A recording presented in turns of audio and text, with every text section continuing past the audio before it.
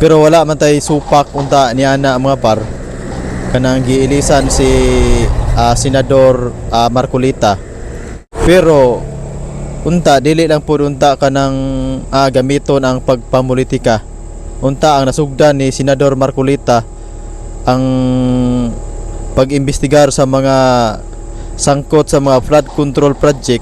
So mayong hapon kanatong tanan ug welcome back sa atong channel. Ug daghan kayong salamat mga par sa inyong pagsuporta. Ug sa ako mga viewers nga wala pa naka-subscribe, palihog ko og subscribe mga par kay para ma-update mo sa atong mga i-upload nga mga video reaction. So karon mga par natag probinsya karon na ako diri ang aring dapit sa karsada. Kung namoy nakita nga heavy equipment sa akong luyo mga par, basig nagtuo mo nga kontraktor ko. Dili ko kontraktor mga par, ni kuha na diha, ni parking na diha.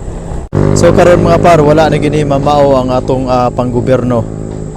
Kaya ang mga tarong nga mga leader sa Senado gipang ilisan. So karon mga par ang leader ang Senate President nga si Chis Escudero gipulihan ni Tito Soto.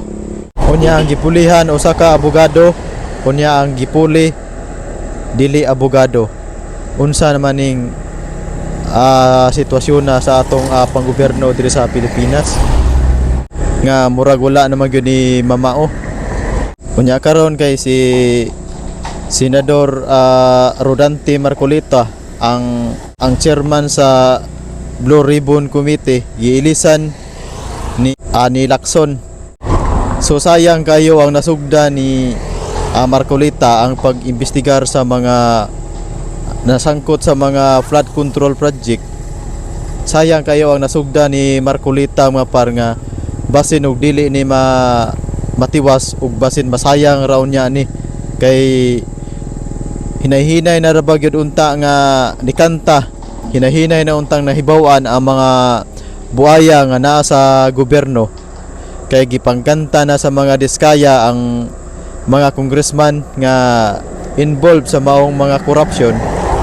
Pero wala man tay supak unta ni ana mga par kanang giilisan si Senador Marcolita.